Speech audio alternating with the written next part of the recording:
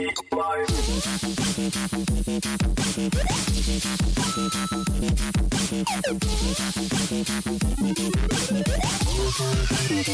me your moves.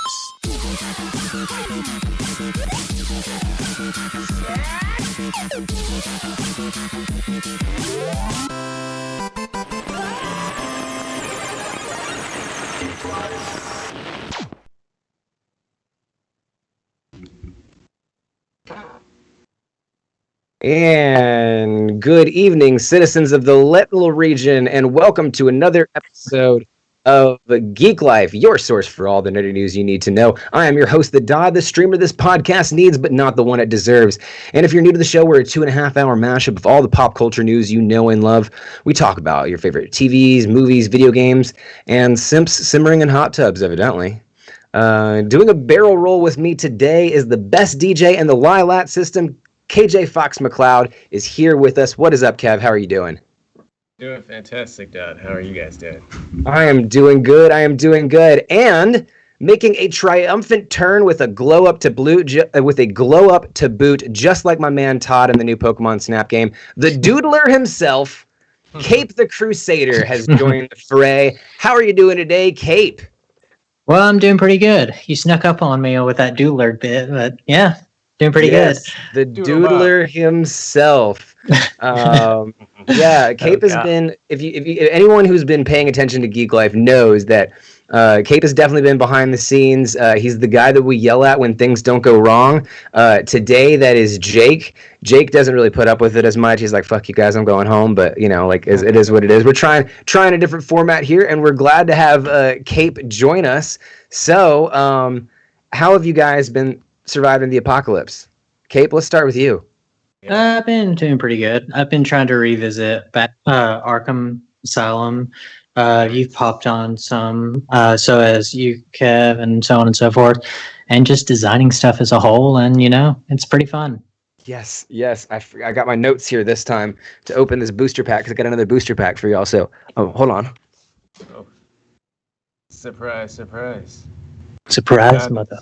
Cape is kicking me right now because he totally said, go grab this before we start the damn show. I said, hold them in your hand. And I totally didn't. But, Kev, what about you? How are you surviving the apocalypse while opening this pack? I'm just doing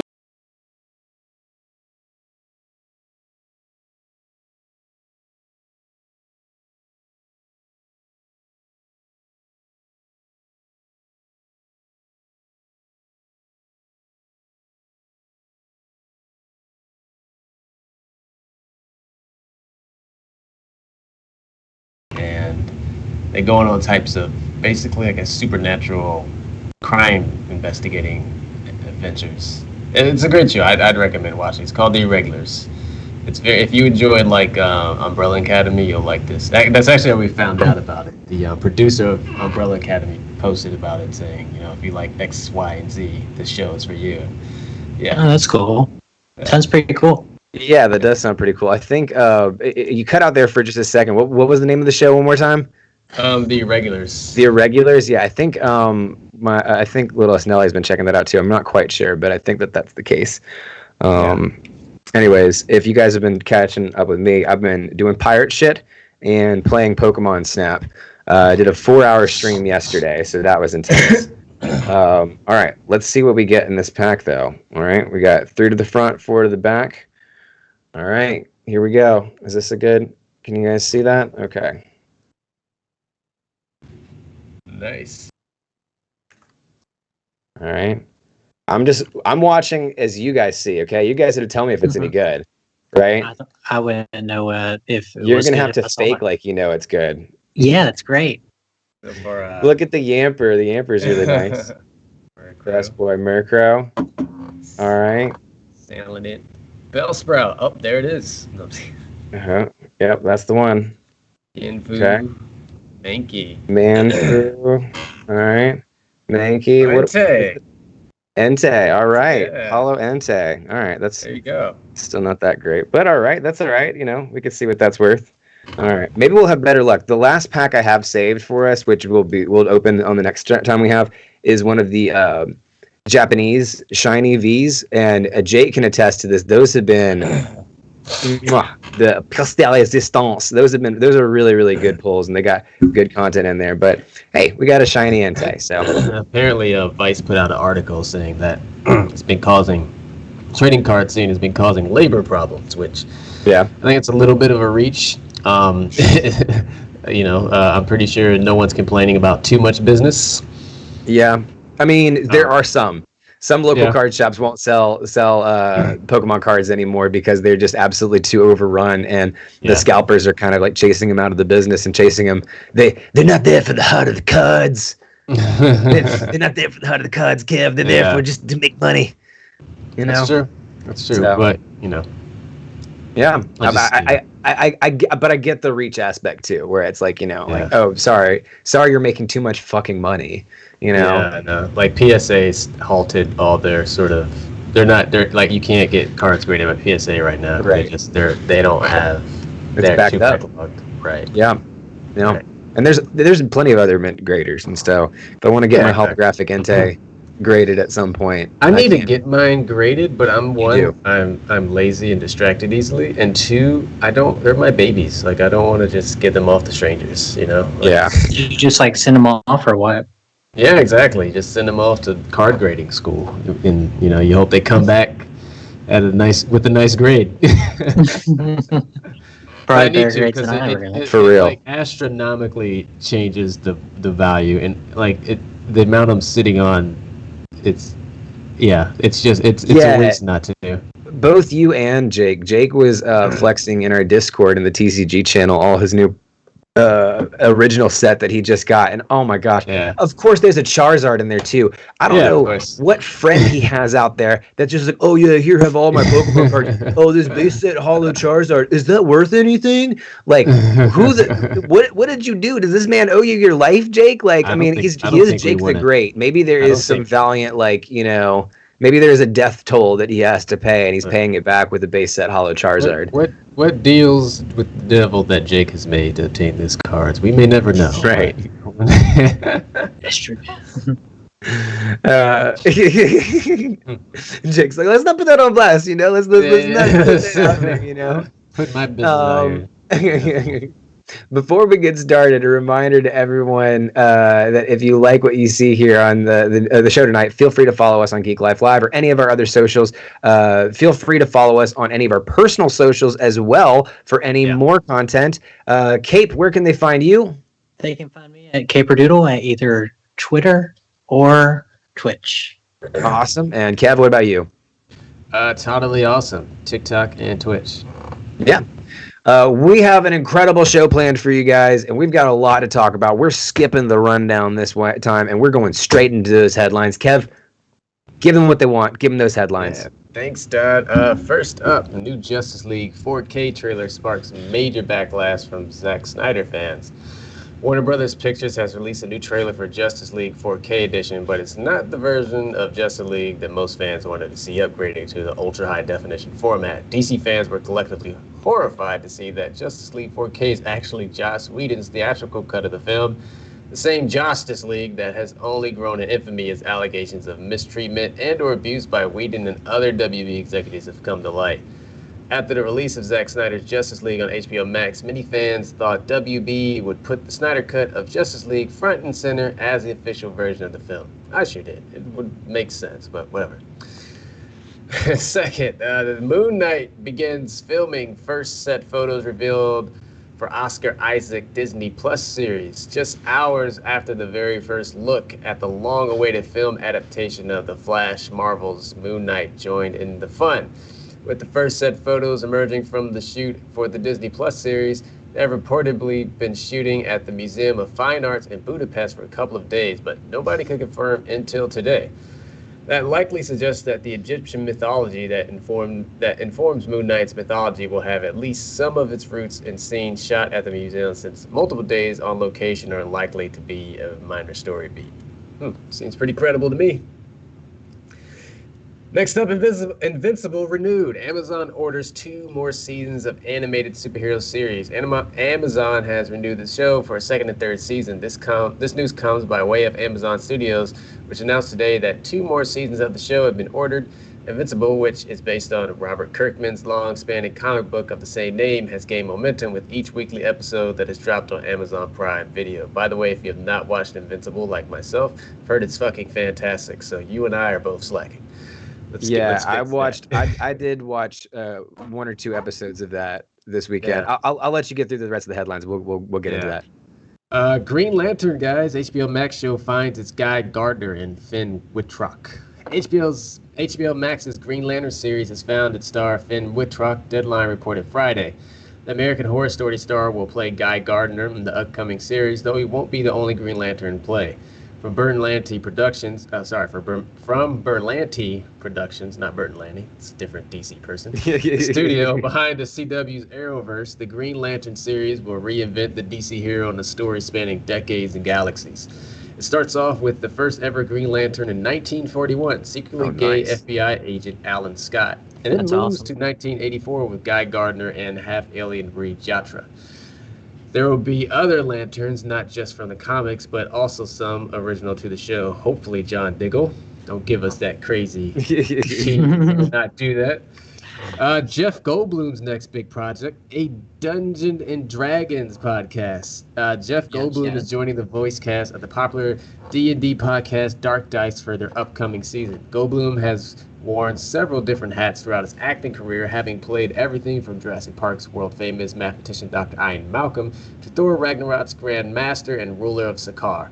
Plus so much more, but his next big project will see him embark on an entirely new adventure, voicing the 11th sorcerer Balmor on the second season of the D&D podcast Dark Dice.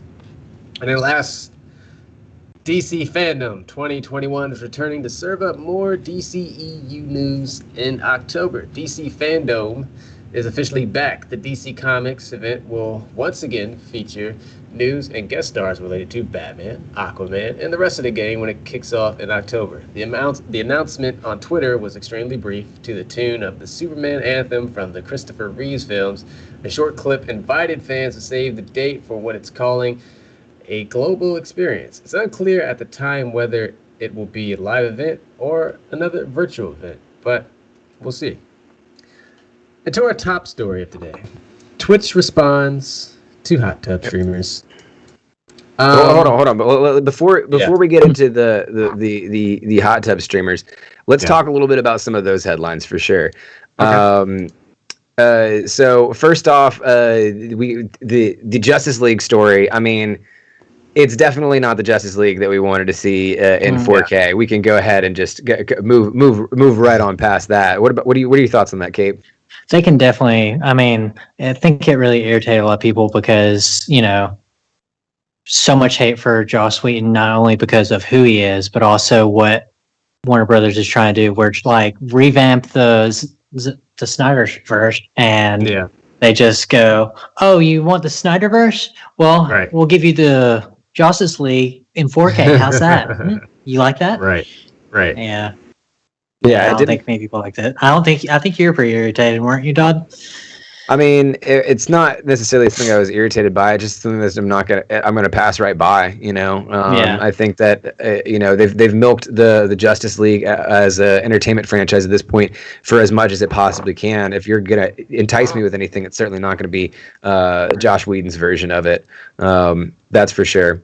No. I did, however, check out Invincible this weekend, and that was really, really good for another completely unique superhero universe. My one complaint is I don't understand why why when you have a new superhero show, why do you have to basically mimic coin for coin some heroes that are out there, right? I mean, like, they have a character that's an obvious Batman trope. They have a character that's like some of them are a little bit different, but they're just like you also have like you have the Batman character with the Wonder Woman character with the Superman character with the Martian Manhunter character all together kind of thing. And it's like you have a mock Justice League at this point. Why can't you just mix and match a little bit? Why can't you kind of also create some of your own characters that maybe a little bit tropish, but just really reinvent the wheel there? They're really kind of finding that cookie cutter mold, but I'm only a couple of episodes in. It's already gotten a lot of great reviews, and I'm excited to see 2 more seasons of it. Kev, have you heard anything about it? Invincible? Yeah. I've heard great things about it. I haven't seen any of it though, and I think I need to change that. I've just been Yeah. like there's, I need to get on Pretty it. good. I mean, J.K. Simmons, you know, if you Mhm. don't know who J.K. Simmons is, I know these two guys do. Yeah. It's the guy who played J. Jonah Jameson. He plays a lot of parts. I was in a musical Yeah, he's once, also and I was Cora's like, who dad, is this guy? He's and Thor's dad? he's Cora's dad in Oh, Cora. Legend I of was like, Korra. Thor? That was, what's his name from Hannibal Lecter? I Not forgot his Cora's name. dad, but Cora's like father figure character kind of thing. Yeah. Yeah. That Yeah. guy plays everybody. I was Right. in Guys and Dolls, the musical, and I was like, this guy sounds familiar. It was freaking J.K. Simmons. He's in Portal too. He's in a lot of different things. Yeah. But it's a. I get kind of tired of them just trying to use gore just to have gore. Did you get that vibe, Doug? They well, no, because I felt like they used it very strategically at the end to really make you go like, "Huh," Yeah. and give you that shock factor, which I think that's what gore is supposed to do. If you fucking blow someone's brains out, it should look like you're fucking blowing someone's brains out. And it's meant to have an emotional impact, for better or worse, whether people like it or not. It's meant to have an Yeah. emotional impact, and I think Mhm. for me that it does have that emotional impact because at first when you're watching that show, when it sets it up in that like kind of initial episode, it makes it seem like this is a happy-go-lucky cookie cutter kind of superhero show. And then really changes the pace. We know that Gonzo Gone Live's going crazy. Just wait, you'll see. Omni Man is no Superman. The finale's had him wanting more. I mean, definitely we'll hear about it from Jake, if not anyone, that's for sure. Yeah. But he's not the only space cop flying around there. Green Lantern. I'm so super excited about the HBO series for Green Lantern. Not only are we getting a Green Lantern TV series, which is something I've wanted for a long time. I think Green Lantern is a great franchise for episodic content because you basically do like sci-fi superheroes, Yeah. that can create that have Green Lantern powers, which is just Right. another. It's really just another icing on the cake. I would have, been fine with just a fucking knockoff of Guardians of the Galaxy TV Oh series. yeah. Yeah. I hate But- Guy though. Guy's my least favorite Green Lantern though. Yeah, of all of yeah. them. What I don't about Finn Whitrock? Do you think he's going to make a good Green Lantern in general, let alone Guy Garner? I think so. Yeah, I think so. I mean, there's a lot of things to be good for it, but also like I'm more excited about Alan Scott. Alan Scott's one of my Yeah. favorites, and I mean, I'm wondering if they'll show him in Gotham City because that's his original city, and Right. I'm wondering if they're going to go into that or if they're just going to skim the surface because technically the first Green Lantern was magic. Yeah. You probably remember that. Yeah, no, I've And- been looking into a little bit of it. It is interesting that they're, making him like this kind of closeted gay character because it's a little bit reminiscent of the Earth 2 Green Lantern, which we'll talk later on about canon and alternate versions of characters. But basically, that version of the Green Lantern, not only basically the only reason he had his powers go through his ring because it was his wedding ring. He gained his powers during the tragic death of his loved one, and he uses the ring of his husband as a conduit for his power. Wow. Which is a very, very different version of Green Lantern, right? Yeah. And I wonder, since they're already borrowing elements of that with his sexuality, what else are they going to borrow from it? So that's something that I'm really excited to see as a possibility. Kev, you got any thoughts on Green Lantern? Yeah, I'm gonna be honest. I don't know much about the other Green Lanterns. The only ones I know are John Stewart and Hal. Those Yeah. are the only Green Lanterns. They're I the really big know. ones. Yeah, but I mean, it's cool. I guess I think it'll be nice, like sort of gateway or introduction to the Green Lantern universe for me. So that'll be nice. Like I was Yeah. never really big into Green Arrow. I mean, I like Green Arrow, but it wasn't like one of my tops right until like the Arrow, and I was like, oh, Mhm. he's kind of dope Right. in this interpretation. So maybe that'll be something that I look forward to. There's a lot of lesser known Green Lanterns, and I think that that's going to be prime candidates for some of their TV spots. Yeah. I don't know if we're going to see John Stewart or Hal Jordan because I think those are seen as the big Green Lanterns. Mhm. And Kyle Rayner may be on that level too, as kind of like the sequel, kind of carry on, kind of down the line Luke Skywalker, Green Lantern kind of character. He may be one that's exclusive to movies as well, but I think that we're going to see this space occupied by some of the lesser known Green Lanterns, and I think that honestly, Guy Gardner, if you're gonna make a cutoff at who are the movie Green Lanterns and who are the TV Green Lanterns, Guy Gardner's probably where that axe falls. You know. I never really thought of it like that. That's a good way of putting it. I mean, Green Lanterns as a whole, like, you could go all to different stuff. I mean, here's a question to you, Dodd. Do you think we'll ever get the other lanterns, not just green? I'm sure we will. In the Green Lantern series, I'm sure we're going to go into the yellow, the blue, and all that kind of thing in the whole spectrum, which is a really, really very cool lore to get into. And everything that's there with that. And I think the last little bit of these headline news that I'm super excited to hear about is this podcast with Jeff Goldblum, a D&D podcast. I mean, obviously, we're big fans of podcasts here, but just hearing the sultry voice of Jeff Goldblum talk about Dungeons and Dragons. Yes.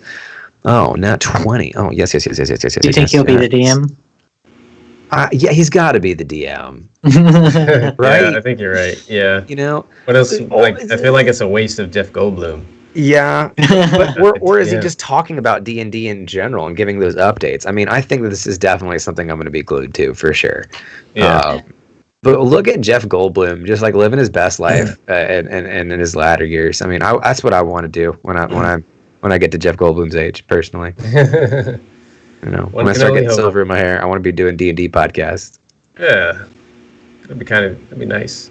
It'd be nice. I mean, people want to do that. You guys ready for DC Fandom Part 2? I don't know what you want to call it. Fandom Part 2? I don't know what you want to call it. I don't know if they're going to do it digital or not. But last year was okay, but it wasn't. They did the best they could with the pandemic, is what I'll say. Right. They got me really psyched up for Wonder Woman 84, and it was a shit movie. So I don't know. And we still haven't seen some of the movies that they showcased there. Suicide Squad was one of the big ones that they showcased there. And so we'll see as we get closer to October how excited I am for DC fandom. Yeah. And as we get all over the place right now. Yeah. As we get closer to it, it just seems to be pretty much all over the place at this point. Yeah, they don't have a clear direction of what they're doing. I think that's like the issue, right? Like Marvel's stuff works is because they're like, this is phase 1, phase 2, phase 3. Now we're in phase 4, and they stuck with that roadmap. And DC is like, Batman vs Superman, Justice League, and here's all these other pieces of content, and none of them are correlated or connected to each other. Yeah. But some of them kind of are. Yeah, it kind of, and it's like, and we'll get into this later, which is an interesting theme for our show. They don't have any, like, canon, what is it? Mm-hmm.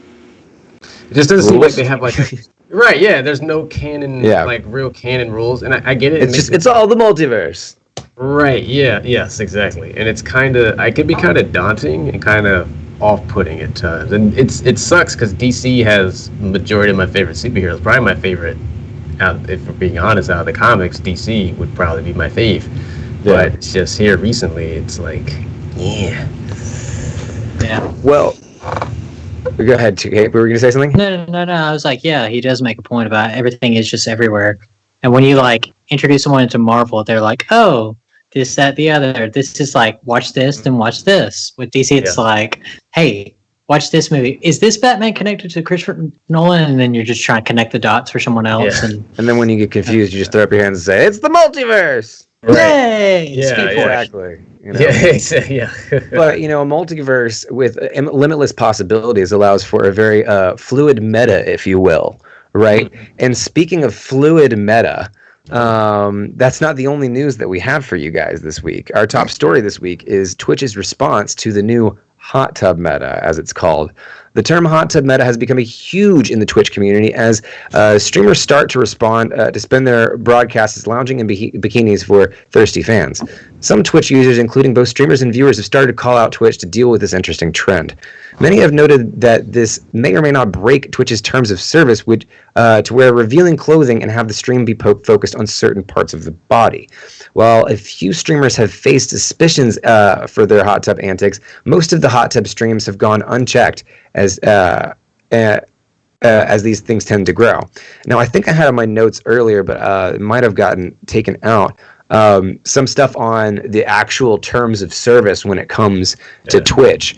Now, this is really an interesting area because you're allowed to stream from the beach. You're allowed to stream while you're swimming. You're allowed to stream any way you want to on Twitch. Like there's no limitation to when you what you can or can't wear on stream. Now there is certain things about sexual proclivity or being urging people to have sex, and some people point to and it does say stuff about wearing clothing that is too revealing or focusing the camera on certain parts of the body. Now, a lot of these YouTube streamers have a fixed camera, right? But they do make sure that the angles are flattering angles, but it's hard. It gets into a gray area. Are they really focusing on that area of the body, or are they just streaming from their hot tub like they're allowed to do per Twitch's terms of service? After continuous complaints and accusations from the streaming community, Twitch's head creator of development decided to address the hot tub meta issue. Marcus DJ Wheat Graham acknowledged that people are disappointed by some of Twitch's content, but he simply told Twitch users to ignore the hot tub streamers and use the "I'm not interested" button. Obviously, there's a lot of people that have a lot of big feelings about this situation. Why do you guys think it didn't go over so well in the simplest terms? Kate, we'll start with you. It reminds me a lot of what's the show I'm thinking of? Come on, it's on HBO. What am I thinking of? More narrow than that. No, the one about startups. Silicon Valley. There we go, Silicon Valley. Yeah, reminds me of that when they found out one of the places they kind of freaked out because they didn't have anything about minors. And the thing about it, you shouldn't watch this because it's, because of this. They're really covering all their bases. And I know people are doing the whole hot tub thing as a bending the rules type thing. And I don't know how to really feel about all of it because it's just like they have clear, concrete things, but there are people there trying to bend the rules, And so it's very interesting how people are reacting to it, actually. Yeah. Kevin, what about you? I've got a bit different feelings. I think it's weird, right? Like it's like what can you do? People are obviously watching it. Like if and you could say, oh well, they're thirsty. Well, so what? Like like you can't control people's interests as long as they're not hurting anybody and doing anything wrong. Now as far as like if I was a parent, I'd be a little concerned for like my kid but I mean, and nothing's real. I guess I'd be concerned. Started at doing the same time, like let's keep this on par with most of the hot tub streams that we see out there, which are usually going to be stuff that you would see at the beach, right? Yeah, like that kind of level. And we in this conversation, if you're doing anything that's directly violating Twitch rules, we're not talking about you in the conversation, right? Because the Twitch, the hot tub conversation is really about these people that are just literally playing video games in a hot tub, and that's what their face cam is, and usually their face cam is bigger than their even gameplay cam, and that's why people are just losing their minds about it. Yeah. Well, and that's the thing. I think they're losing their minds because it's. They know what this means, and I think it's like if a lot of people have, the sort of, I guess the ambitions to be like a full-time Twitch streamer. A lot of like that. That's where I'm imagining that a lot of complaints are coming from. People who are struggling to get views and struggling to get engagement, and then they see someone jump in a hot tub with a bikini and they're getting thousands of views. Like, well, this isn't fair. Well, I don't know what to tell you. Like, I guess. And I'm not trying to generalize and say it's the only complaint, but if it's not violating the terms and agreements, it's not like I was going to make a joke saying, well, we're like a slippery slope from becoming OnlyFans. It's not going to ever become that, right? Right. So if none of that, I mean, if none at of that this is point, I wouldn't give a relevant- fuck if it does, as long as there's a feature that prevents minors from going on there. Right, That would be my only and if that concern. would, yeah, and if that did happen, that would be the case, right? So that's why I Right. think like arguing over this is kind of moot, and I think it just comes down to, and let's be real, it's just it's a lot of it's based in, or at least it sounds like it's based in patriarchal misogyny, right? Like it kind Yeah. of has that vibe to it. Like if it was a bunch of, because let's be Right. real, like from what I've seen, it hasn't been dudes doing it. Right. And I could be Yeah. wrong. I might be on the wrong side of Twitch, but you know, like, Right, but I would say this: it's not dudes doing it, but it is dudes that are complaining about it, and that's what I mean. Yeah. yeah, and I think that I'm more on your side of the equation here too, Kev. One of the things that for me,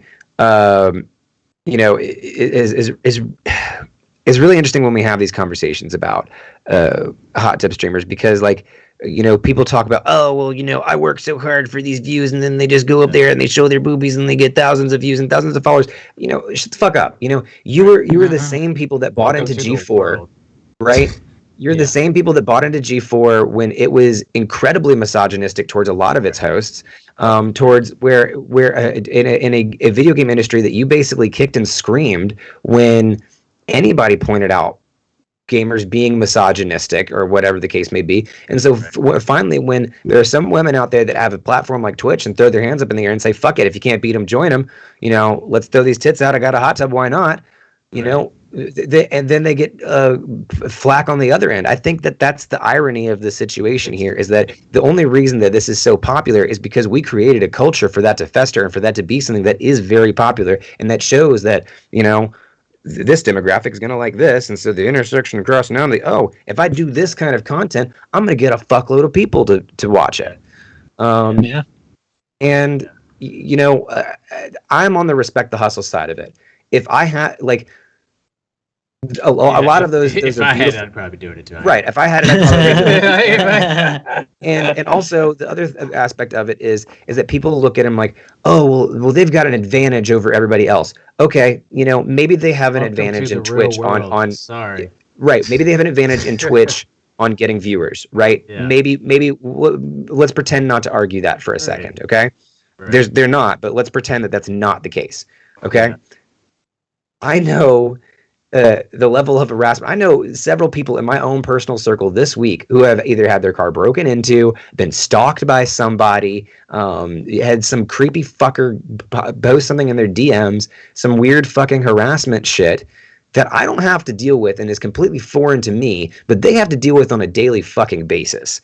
So, who knows how successful all of those women would be if they didn't have to deal with all of that shit in that back end. So there may be advantages on Twitch, but there may be things that are weighing out the tipping the scales the other way in other departments. And honestly, the trade-off is usually in the favor of cis hetero white males. So Yeah.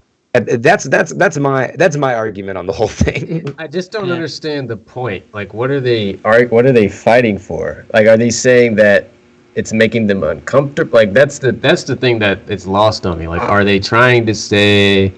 I know what they're trying to say. I know where this is rooted in, but I don't understand. And I think that's why the CEO said what he said. Like, just ignore it and push the not interested button. We have an algorithm to deal with that. Yeah. So like, and that's why I'm like, what are you trying to gain from? Well, I know what they're trying to get. Well, like, what is the point? Like, why is it harmful to you? I guess is what I'm asking. Yeah. Like, what do you have to lose, kind of thing? No, just like, why is this disruptive to you? Like, why is there complaint? I could see if it was It's a different. comparative thing. It's they Right. see Yeah, I can themselves see. versus this person. Yeah. Who, especially if they don't know anything about a video game or something like that, or they know more about a game than maybe the person playing it does, or they think they do because they have a big fucking ego, then they're going to look at it like, oh, this person doesn't even know the game, is not even a person in the culture, and they're just showing their tits on YouTube for all this money, blah, blah, blah, blah. And it is misogynistic at its core, I think, as you were saying, Kev. Right. That's a good way to boil it down. And there's just like also those blurred lines of, I'm an artist and I have this right here. I don't know if y'all have ever seen that bit from where Colbert was talking about what's the difference between art and nudity. And it's just like, there's a lot of people trying to blur those lines just because they can. You're like, why? I I mean, I know why, and I think it's a good idea to why. well, yeah, But to test the but system. that's the debate, right? That's the whole point of Mhm. it, right? You know, that's Mhm. the whole the whole phrase about it, and it's to create those kind of conversations. Right. But it did take a little while for Twitch to really respond. Cape, why do you think that these things kind of went? Why do you think Twitch was so vague about it in the beginning? Because I mean, there's, as I said, a lot of blurred lines, and yeah, you can be vague on Right. purpose because they're trying to cover all their bases, but at the same time, not get a lot of crap. Like I was just looking over them right now, and they said, "Oh, you can do stuff at the beach, Yeah. but you can also do stuff while breastfeeding," because they're trying to find everybody to fit into, and like they're trying to cover their butt, but not get on a lot of people's bad side. Because if you said, "Oh, you can't breastfeed," a lot of people would give them a lot of crap. Yeah. And they said, "Oh, you can have body art." Of course, it's your body, you know. Yeah, yeah. And But I that was want a to great get, I want to question. make sure to get this point in. Sorry, I didn't. Want to make sure to get this point in that Nelly made in chat here. When we're talking about, because when we talked about that earlier about, let's pretend for a second that we can end the argument that women have it better on Twitch, which is not true. Nelly makes a good point. The data supports that yes, women get more followers on Twitch quicker and easier, but less active followers, less people that stay there, less people that actually are engaged with their content. They're there for their boobs. They're there until they hear that they have a boyfriend or something else like that, and then they hop off.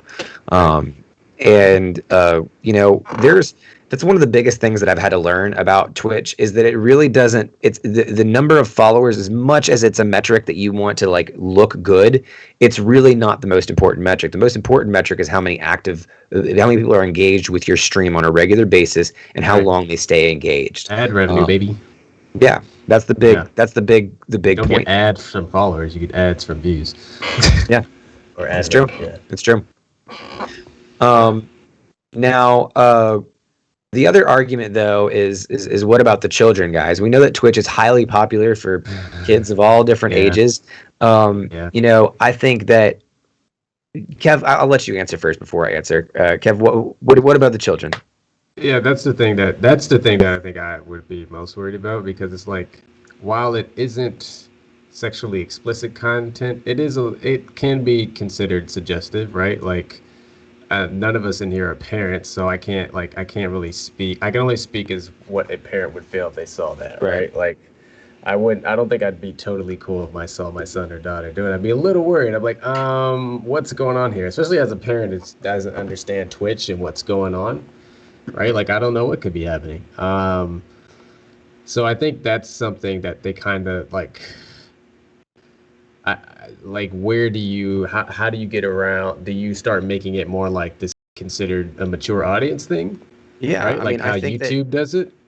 Twitch has got to decide what their fan base is, Right. because that's a big thing. And I think that honestly, that the fan base is a divisive factor in what I think could split into, like, if Twitch were ever to split into two things, like maybe like how 4chan kind of did.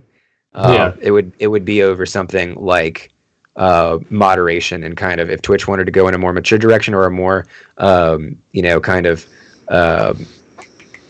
what's the word? If Adult. or an adult direction, yeah. If they wanted to go either way, they would have to. That would make the big split, I think, between Yeah. them off. Yeah. Kate, what about you? What about the children? What about the children? What about the I children? think it's Kate? very interesting, like how YouTube did it, because I remember when I first got YouTube, I remember like I had to be a certain age, and I remember actually got crap about it from one of my siblings and all that. And it's just like you got you can only do so much. Like Yeah. we've all went to DisneyChannel.com without our parents' permission. You know, like that's a prime example. I mean, Yeah. you know, like kids are gonna get around it. I mean, No, for sure. but it's just what I'm trying to drive home at is Twitch wants to preserve its image more than anything else. Yeah. Yeah. All right, guys. Good hustle or hate it? That's a good hustle. I don't hate it. Yeah. Cape. You know, like, your money.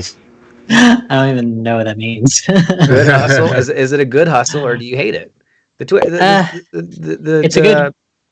good topic. Yeah. It's a good topic. Good hustle. No. I think I get. Yeah. Yeah, it's a good hustle. Yeah. Okay. Okay. Cool. Yeah. So when are we doing a Geek Life hot tip stream, guys? I mean, Memorial Day, right? Like that was the plan. Right. Pools open. We're all hot tub. vexed, right? Am I wearing a exactly. speedo? We got to make sure that Jake's there yeah. so that he can get that whole beard wet, and we can get we can get that microphone up close to it and get some like beard dripping ASMR. Can we have Sax being the lifeguard like Jim Carrey? Have Sax as the lifeguard. Yeah, that'd be great. That'd be great. No swimming. Yeah, no swimming. It's an alto sex. Yeah. All right. Well, that will wrap it up for our headlines this week. Now, which brings us to our modular segment for this week. And oh snap, we got a good one. Jake, start with that mod intro.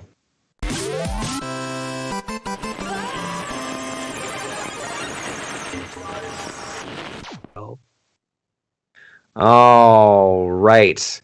Hi, if you're new to the show, my name is The Dodd, and I fucking love Pokemon. And this week, us 90 kids got a treat from the Nintendo gods. Pokemon Snap debuted in 1999, and it gave us what we wanted all from the beginning. The ability to go through and take pictures of Pokemon in unbelievably cute natural environments.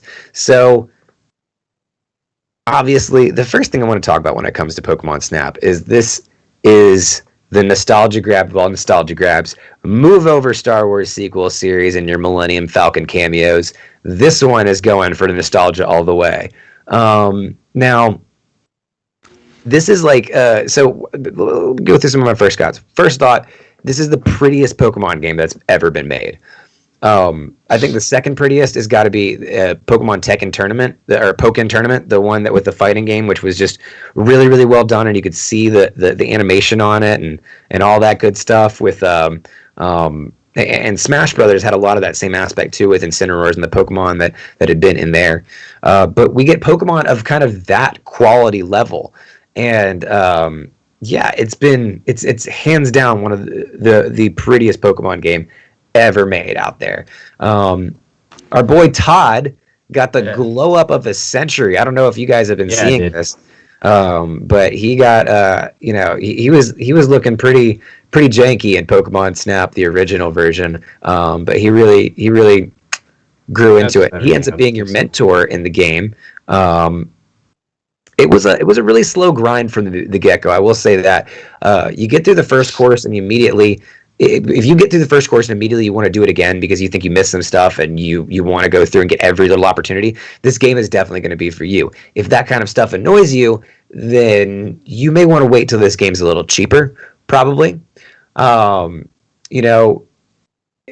you hit level 3 on any of the stages that you're at, because you kind of progress through the stages, you go through and you take a whole bunch of pictures, and then if you get good pictures at the right angle, you'll level up, and all of a sudden more Pokemon will be there. And so every time you're revisiting these levels, you're seeing new stuff each time. And you're seeing not only new Pokemon, but usually you have new things you can interact with. You can, play a melody with your car, which makes people dance and stuff like that.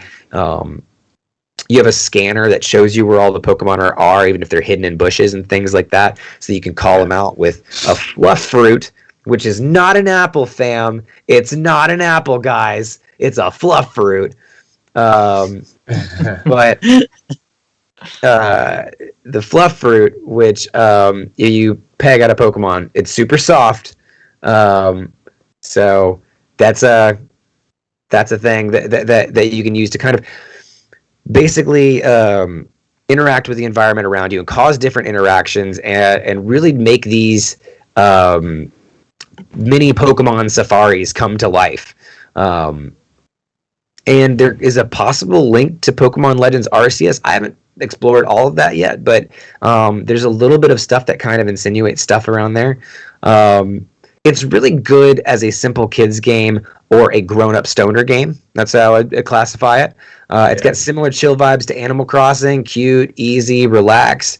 Replayability is pretty strong so far because every single time you go through those courses, you can either take an alternate route or see new Pokemon, or you just got to the next level. So now when you go through there, there's going to be a whole bunch of new Pokemon that are there. Yeah. To kind of break this down, I think what the good out there is Pokemon Snap accomplishes what it intends to do.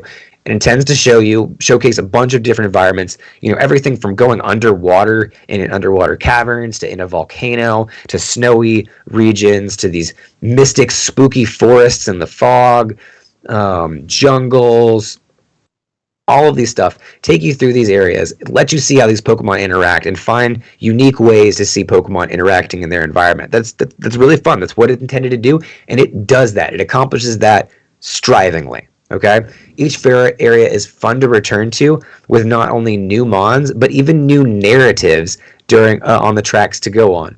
Let me give you an example of what I mean by narratives. Okay, so when I first went on this track for the beach one, there's a Machamp on there and he's flexing on the beach, right? Okay, and when you get to level 2, he goes and he finds his own little island and he's also flexing there. All right, and there's this Sharpedo that circles around his island, and then when you get to level 3. All of a sudden, he jumps in the water, and Sharpedo chases after him, and so he's got to start swimming like a marathon swimmer. And so you see these little scenes go on throughout this, and they're happening all around you. And at the higher level you go, the more of those narratives come throughout there. And so when you're playing at a level 4 course, it's very dynamic and interesting, and things are happening all around you. Another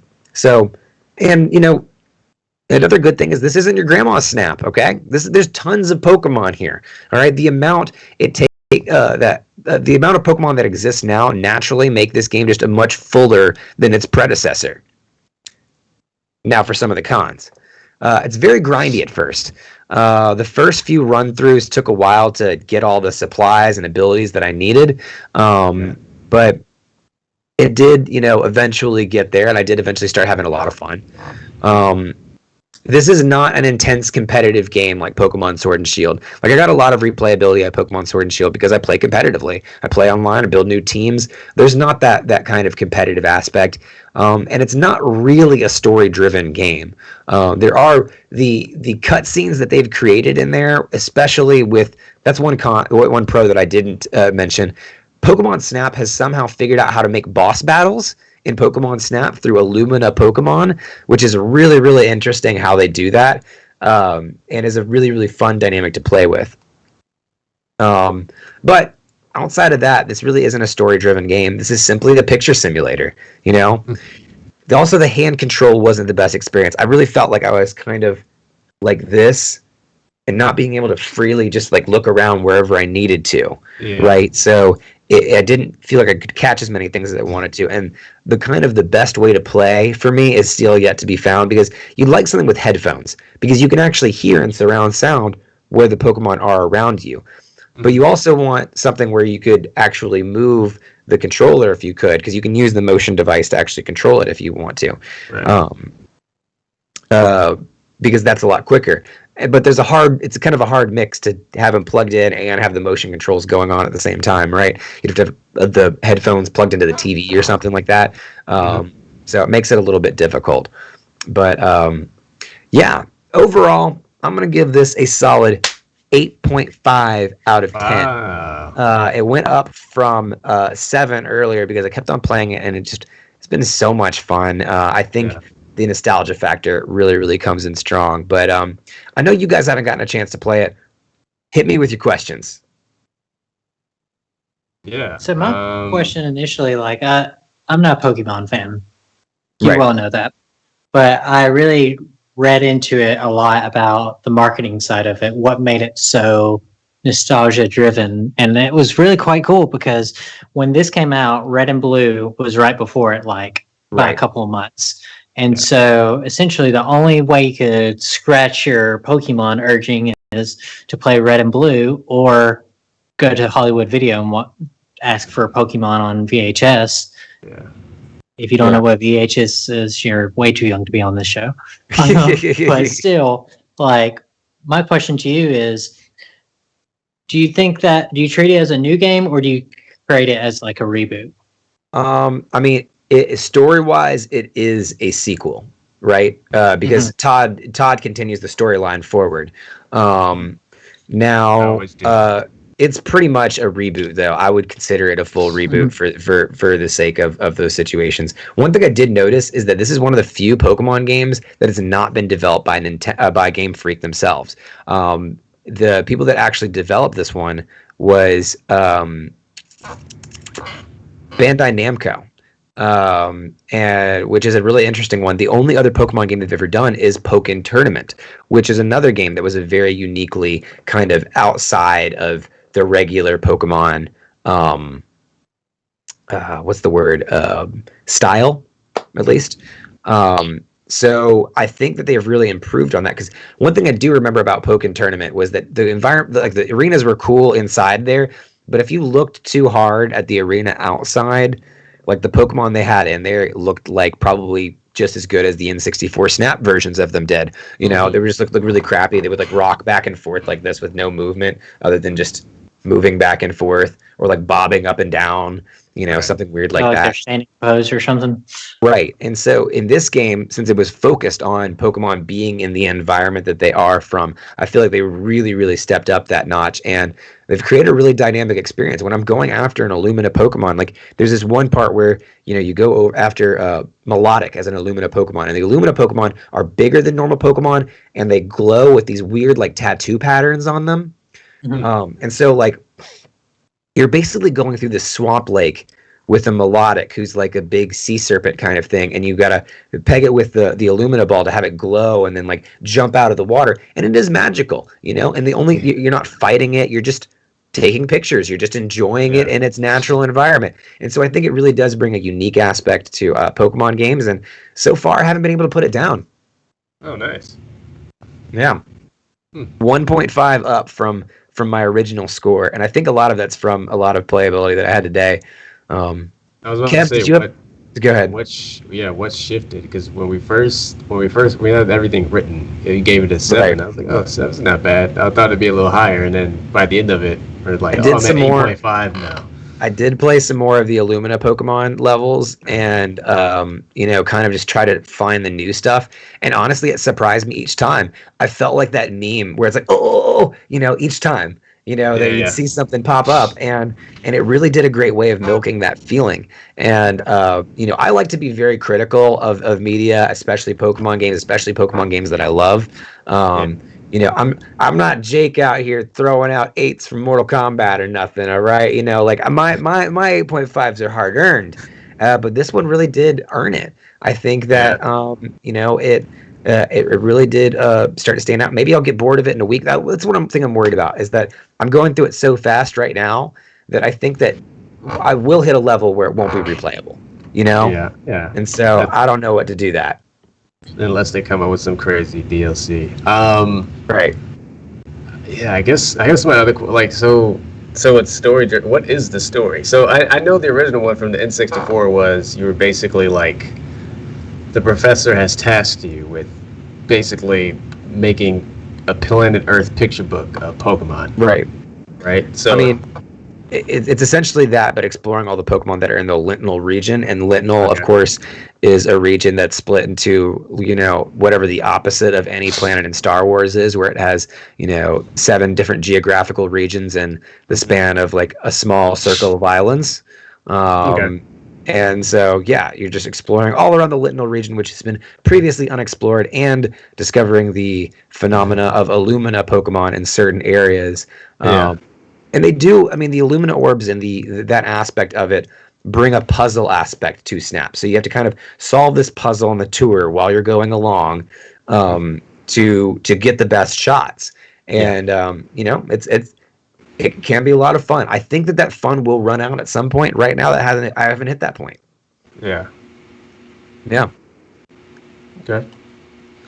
Well, boss battles, like explain how that works. Like boss battles. Like, so there with the Illumina Pokemon, it's basically like you have one big Pokemon that you're taking shots of, and you're trying to get as many of the best shots as you can.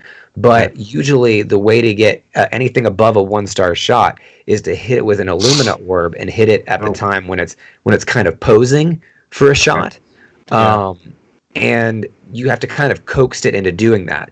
There was another one where I'm going up against 2 Volcarona, right? And I'm flying around in this volcano, and they're covered in fire. And what I have to do is I have to chuck Fluff Fruit and hit them on the head with it until the fire goes away. And then I can throw the actual Lumina orb at them, and they start glowing. And then that's when they fly around and they make all this cool volcanic moth shit, you know. Got it. And do their stuff. And so, yeah, it makes it really, really cool. It's kind of like, you know, you're visiting the most epic Pokemon in that region, and you're trying to get a picture of it, and it's just you and that other Pokemon. So that's how they kind of do the boss battle situations. Okay. Makes sense. Yeah. Cool. Anyways, I think that'll wrap it up for our breakdown on Pokemon Snap. We're going to kick it to a break for about 10 minutes here. But when we return, we're going to be talking about what is canon in our deep dive top 10 non-canon characters. So definitely want to stick around. Thank you guys so much for popping off in chat. We've got Gonzo, we've got Tado, we've got Littlest Nelly hanging out with us here. A lot of conversation going on. Gonzo defending how MK was awesome. And Littlest Nelly was just gushing more about more Pokemon Snap stuff. So lots of fun stuff. Thank you so much, Grand Titiana, for that sub. I think that was on Friday or so. I think that came in. We've had a ton of new followers since the last time we were up. I think the last time we were live here, we were about 130 followers, and we've gained about 100 in that time. So there's no way to go through all of them, but we want to thank you, Miss Notiera 69. A bunch of different people, bunch of different people. I can't look at it all right now, but thank you guys so much for following us. If you want even more stuff, you definitely need to join our Discord, or definitely check out our link tree in our bio, which has our link to all of our different stuff: YouTube, Spotify, TikTok, Instagram, all the good stuff. Check that out in the below. And yeah, guys, with that, we will kick it back out to a 10-minute break and be right back. Yeah, everything. All right. When it comes to what is and what isn't canon, things can get a little murky, especially in today's super multiversy thirsty environment. We have a craving for what ifs and retcons, and so much so that defining the canonical, I'm not sure if that's a word, I think it's a word, canonical storyline can be really challenging. Yeah, we were talking about it earlier. I think it's a word, right? It feels like a word, right? So tonight we're asking the question, what is canon? And Cape, I believe you've done some research on this. You've done the whole thing, and plus, you know, you've already got the alternate version of you with the shadows coming off of your glasses right now, making this like alt version of Evil Cape. So why don't you take us through and tell us what is canon?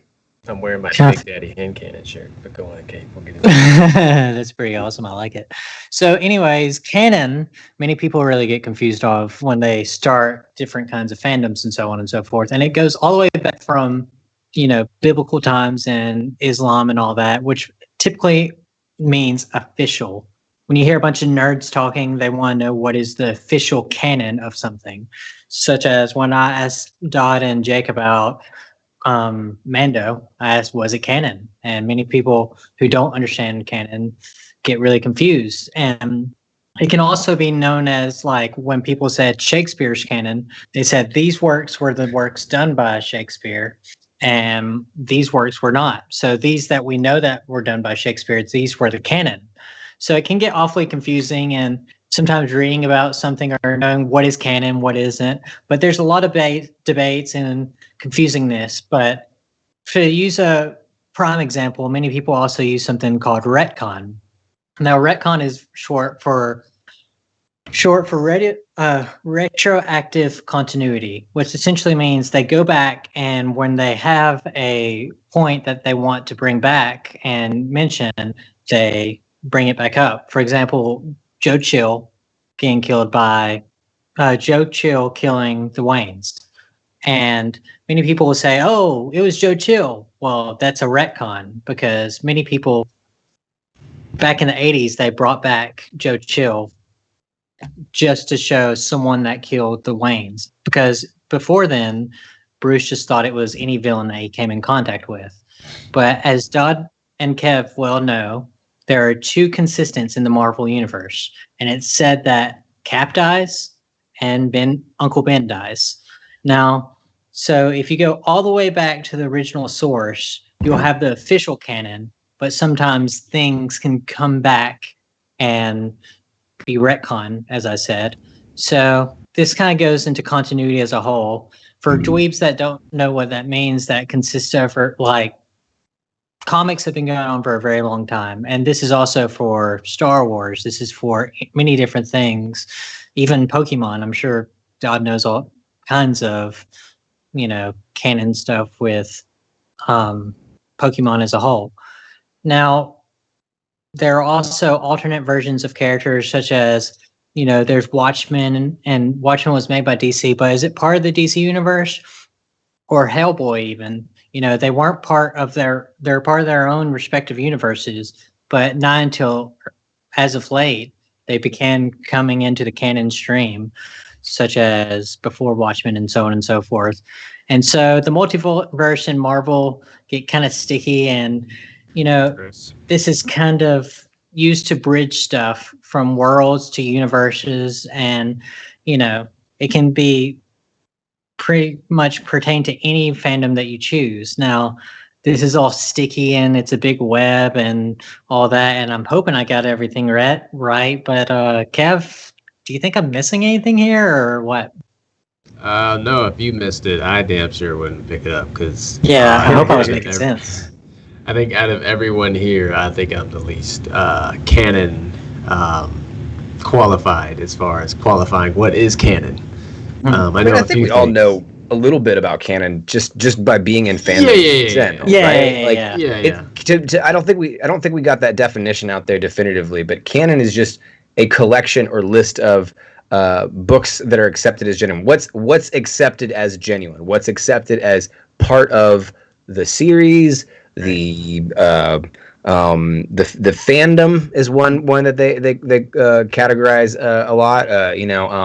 However you want to classify it. What is a really Star Wars and what is extended universe that is non-canon? What is the MCU and what is a story involving MCU characters that was told at some child's birthday? Like, those two things both exist within the same world, but one is canon and one's not.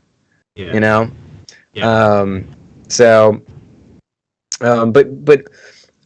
once what was one something there are situations when things go in and out of canon. We talked a little bit about Star Wars earlier. I mean, Cape, you brought up Watchmen, you brought up some of these kind of pocket universes in kind of canonical chaos, if you will. What was once something that was non-canon that you were eager to see become canon? I mean, for me personally, it's definitely Batman Beyond. I mean, just because for a long time, is it part of this? It was once part of the DC animated universe, and then eventually, Dick Grayson got into the timeline, so did Hush, and so on and so forth. Yeah. And it still was sticky, but it was less than sticky. But for a long time, I think what you call it, Dodd, right, is headcanon. Yeah. What you want to believe. Yeah, that's the best way to put it, I think. You put it very nicely that way. And I don't know, what about you, Kev? Well, I'll say what it broadly, but that ultimately became canon. But something that I think a lot of people don't think about is, if you're a fan of the Mass Effect world, the indoctrination theory, I believe, should have been canon because that would have fixed all their problems, but they chose not to accept that. So Yeah. Don't want to get too far into it, but my Mass Effect heads out there know the pain. I think now. Okay, go ahead. I didn't. I thought you were done. Yeah, no, that's it. Oh, well, I guess for me, with learning some of the stuff about Star Wars, and what was rejected and thrown out of canon, what was accepted as canon, which a lot of that I've just recently become enlightened with. I think, Ashoka. I think that's what so many people, or Ahsoka, what so many people were excited about seeing her in Mandalorian meant, because previously she'd only existed in the extended universe, and so with that, you know, that opens up a whole new level of possibilities. That means, Rebels could be in there. That means that a bunch of different storylines could open up. Right. So something that was, again, not canon becoming canon, I think that's one of them that really takes the cake for me, at least. Are there anything that was originally canon that you're sad to see go? For example, X-Men retcons or Star Wars. Anything, Cape?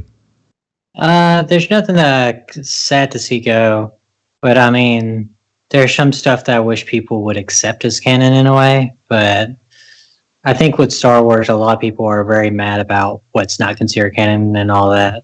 I think that's more than anything else, but there's a lot of stuff that I wish people would see as canon, but they had a retcon from it, like who killed Uncle Ben, but that's always changing. But like just little things that people don't really remember, like how X-Men are intertwined, Mm-hmm. That's all sticky, but you know what I'm talking about. Yeah. Kev, what about you? Is there anything that was originally canon that you're sad to see become not canon anymore? Darth Plagueis. Darth Plagueis, yeah. I mean that he was, he was only Senator Palpatine's, master. Right. So, Is that where the memes come from? Yes. Have you ever told you Dark Place of the Wise or whatever? Yeah. Yeah. And he's still in the thing is, Dark Plagueis is still in Star Wars canon, right? He still exists in Star Wars canon. He's in a weird spot. He's in a weird spot as far as all the rejected people, because Sidious does mention him directly by name. Right. Now, him being his backstory, everything about him that we knew from the extended universe, that all isn't. His existence is canon, but everything else he's done that is written is not. Exactly. And so, Which and there's a lot of makes really him cool. who he is. Right, and there's a lot of really cool stuff in there. I mean, Sidious, the only thing we really do know that permeates through the extended universe and made it into canon for sure is the fact that Sidious is the one that conquered death. Plagueis is the one that originally conquered death with the Force. And so we know that is that Plagueis that's his big thing. Of course, the irony is he was ended up struck down by his apprentice, who ended up being Sidious.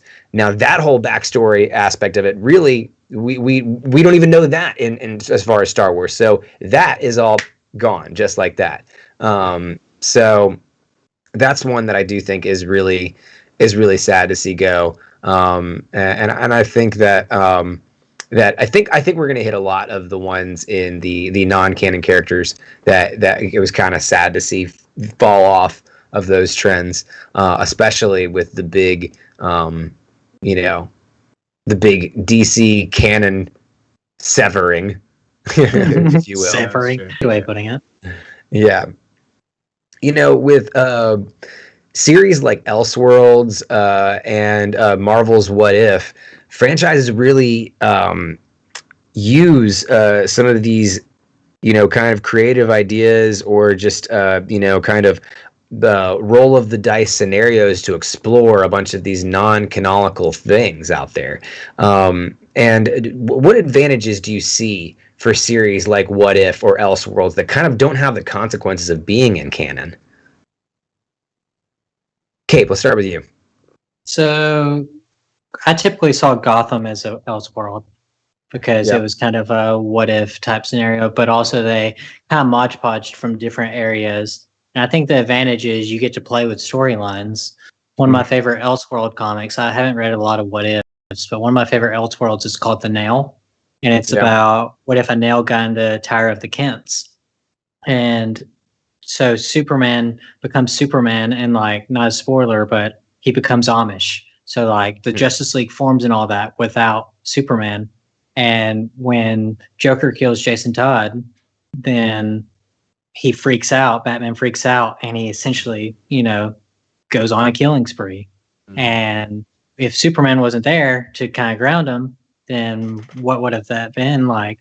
But it kind of plays with small little plots that can affect the whole story, not just the nail, but that's just a good prime example. But also get to play with characters and get to play with plots that you typically probably couldn't with the main canon storyline. So I think it's more playroom and kind of one-shot type stuff. Yeah. Kev, what about you? Advantages to series like What Ifs, Elseworlds, what do they have? Yeah, I think Cape hit the nail on the head where you can kind of experiment with different storylines. And then sometimes those things end up becoming canon if they're popular enough. So I think that's the advantage. You can kind of A/B test what works and if it makes sense to your current canonical storyline. And if it doesn't, then you just have like a nice piece of non-canon content that people will kind of fan over. Right. Yeah. Yeah. You can kind of throw it in the trash can and just, whatever. It's non-canon. Right. Are there really any disadvantages to having series like that, though? I mean, because if you do create something great, do you really build off it? I mean, you can always have the opportunity to build off of it, right? If you want to. Is there really any disadvantages to having this non-canonical chaos like What Ifs and Elseworlds?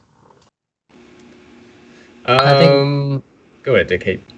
I think mainly it's just like, if someone doesn't know what they're getting into, then they're confused. Like, a good example is, correct me on this one, Dodd, but I said, are they like shinies? Like, how is it not like shinies?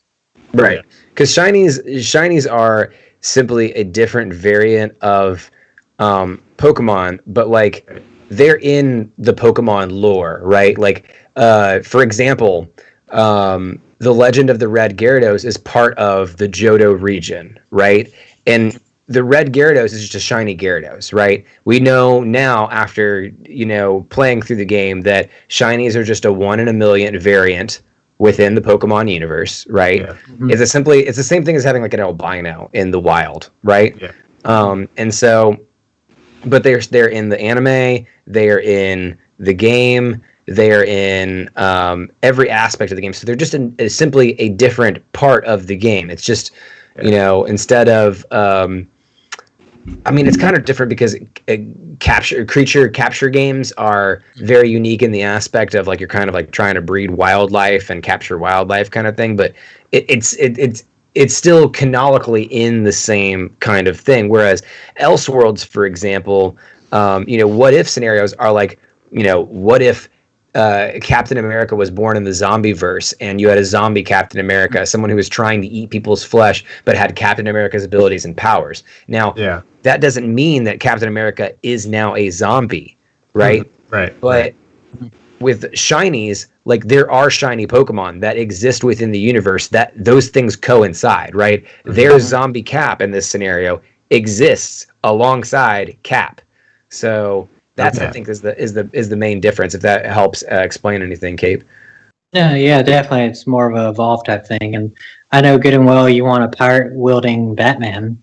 Yes, there's a version of it, but the thing is, it's not canon. It's its own universe. But right. And I think like stories like that, like Jonah Hex really did well in Elseworld stuff because you could kind of really develop that out.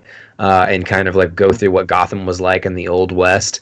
But there were storylines that really didn't have consequences on what your bread and butter content were, Yeah.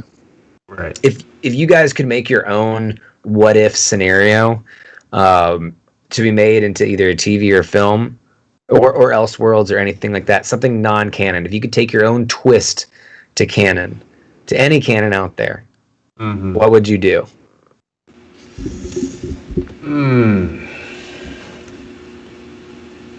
Yeah, I would do like Batman, but and this is actually I'm pretty sure this has been done. Just like Batman, but Assassin's Creed style, where like Batman is actually a creed and it's been passed down throughout history. So you have like, That's pretty cool. Oh, yeah, that would be yeah. fun. Kind of reminds me of the Phantom. The Phantom would have the ghost who walks. He would always have the person, his grandfather, and they always thought it was the same person. The one I thought of, I actually read a story about in high school. It's called Gotham Elites, where I read a story about how a guy, he would say every Batman villain is a reflection of Bruce if he didn't make a decision. And it really made me think about it for a bit. And what was interesting is what I did was I called it Gotham Elites, GE. And so it was Bruce Wayne's parents get shot, but he doesn't take on the mantle of the Bat. And it essentially was like a Christmas story where Bruce saw his life if he never became Batman. And each villain would become, like, Poison Ivy was the head of the architecture district, you know.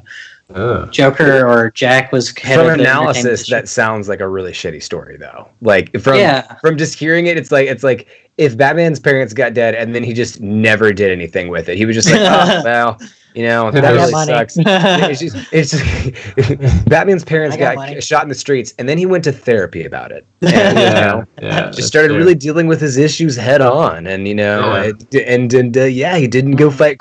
It seems like that would wrap up in like a quick 30-second story. How did they make that interesting? Yeah, well, just mainly just taking his consciousness of being Batman. You know, you've seen the Batman animated series episode Perchance to Dream. I don't know. It's been a while. I mean, that you're talking about a series that's like 20 years old, man. I'll probably watch it a lot, but it's where Mad Hatter essentially gets into his head of like, hey, you know, like it showed Bruce going to the clock going, Alfred, I need to get to the Batcave. And he's like, oh, very funny, Master Bruce. Your parents are going to be here soon. My parents? You know, like, kind of took in that same vein, you know? Yeah. Like a stolen identity. It's body swap movie. Yeah. That's a good way to put it. I think if we're going Friday Batman. Yeah. If we're going with the Star Wars trend that I've been bringing up lately, I've thought of what if Vader killed Sidious at the end of The Empire Strikes Back, and Luke joins with his dad. Basically, follows the same route that his dad did, but still follows the Sith rule of there can only be two, and raises Vader into that Sith Lord position, and Luke into the one below him. I mean, I think that would be pretty sick. Yeah, it'd be a really interesting storyline, especially because, you know, at that point in the storyline, at Empire Strikes Back, you're at the retaliation of the Empire, and so they're trying to come back and really kind of counterpunch after they've been knocked out in episode 4, really. And so that was kind of like the final blow for the Empire, but that could open up that could basically make the war go on for a whole nother series, and we could see, you know, more stuff that exists within that Mandalorian timeline, and, you know, maybe even see the Mandalorians themselves get involved to help stop the Empire. That'd be interesting. All right, that would be kind of cool. Huh. I just like how it's just a minor decision. Darth Jar Jar is 100% headcanon for Gonzo. Oh, God. Yeah. So Batman Beyond is an interesting one. Gonzo mentioned that in chat as well. Like, to me, that gets into a little bit of a gray area. Is that necessarily, because it could be canon, but it's future world canon. Like, it's in the future. It doesn't happen now. And so it still has a lot of the same impacts of non-canon stuff, right? Anything that happens in that world doesn't have immediate impacts right then on the actual canon world, you know? Yeah, good point. That's true. Those are always interesting. Like you said, it's still like nothing's written in stone, but it's already written. So it's weird. Like, Terry McGinnis does become the new Batman, but, you know, maybe not. Maybe, you know, I don't know. Yeah, it's weird. Like, that's why when we were suggesting what's canon, I was like, I didn't know Terry was canon. I thought he wasn't. I guess that's why he's in that weird future canon space. Yeah. Yep. You never know. So one last question for you guys on this topic of what is canon. Do complex fandoms with multiple timelines, not necessarily all of them being canon, deter people away from entering fandom, or the opposite? Cape, let's start with you. I would argue it would deter people.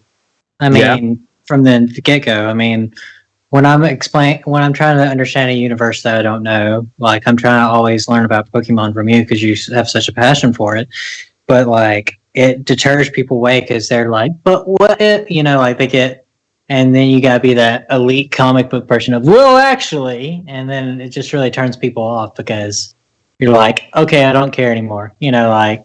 But once you get into the meat and the potatoes, you want the alternate versions and all that. I mean, I think it deters people away, but I think Marvel is going on a better route. I mean, WandaVision and all that's trying. Like someone said that Falcon and Winter Soldier wasn't canon, and people are like, "No, I think that's canon. That's canon." Yeah. What about you? Because I got a little bit different feels, Kev. What do you think? Do complex fandoms with multiple timelines, not all of them necessarily being canon, deter people away from entering a new fandom, or the opposite? I think it deters people because you want to know what's going on in the story and why you should get invested. And if you don't know where to start or where one end begins and ends, it can be kind of overwhelming. And you can kind of get inundated that stuff and turned off from the beginning. I think, like, for me, I think that's why, until recently as an adult, I was never really into comics. Because for that reason, right? Like, I wasn't, like, I liked the comic book lore. I love superheroes and stuff, but I didn't dive fully into it outside of, like, I guess what was canon, right? Because I just felt like it was too much. And if anyone, and I try to like use like people who are sort of uninitiated with comic books and superheroes and stuff as an example or as a benchmark. It's confusing because most stories are what they are, right? They're linear. And with canon, in a way, it's like, yes, it's linear, but then you have all these sort of areas outside of the line that exist. They just never, like, alternate universe, if you will. They're parallel, but they don't really touch it. And it's like, wait, what? Why do I have to learn about that? And it's not until you, like, really, I think, have an appreciation for this kind of stuff that you start to appreciate canons. I think it can be kind of a deterrent. I understand y'all's points, and I do. I feel that way at times. I do think that one, this is what DC's situation is right now. Okay, DC Comics in general, and two, I think that DC, like, any fandom that has multiple timelines, not necessarily all of them being canon, actually helps bring people into the fandom, and I'll tell you why. When you have multiple entry points, some of them that are not, especially if they're not, One Piece size long, canons or storylines that you need to follow.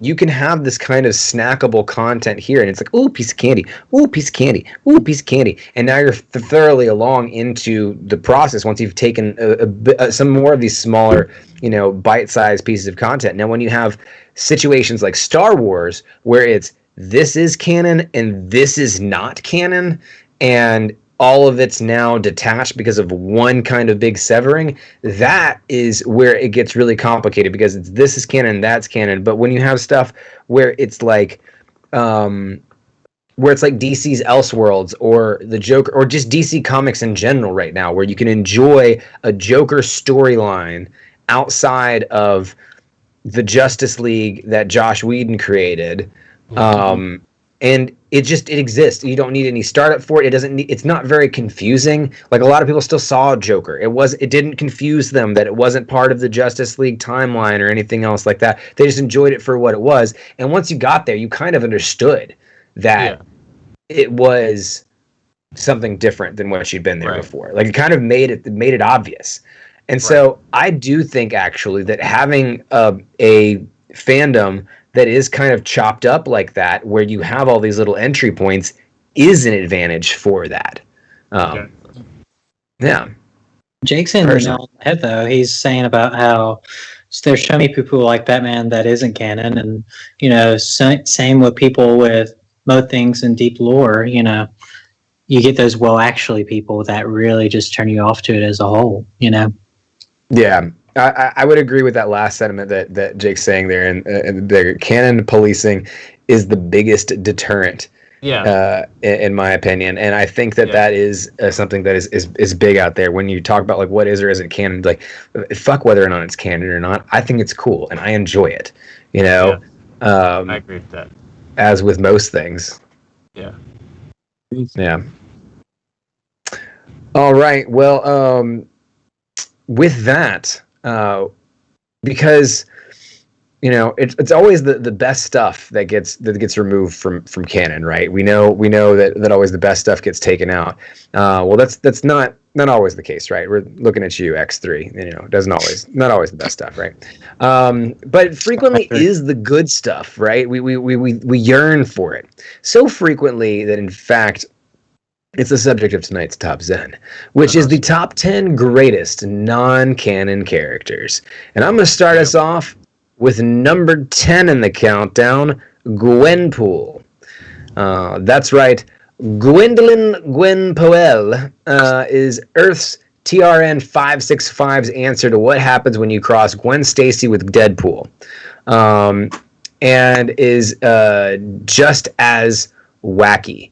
Gwendolyn Poole arrived in the Marvel Universe from what she claims to be the real world. Unwilling to be an extra, she went to a tailor for superheroes and requested her own costumes so that she could stand out.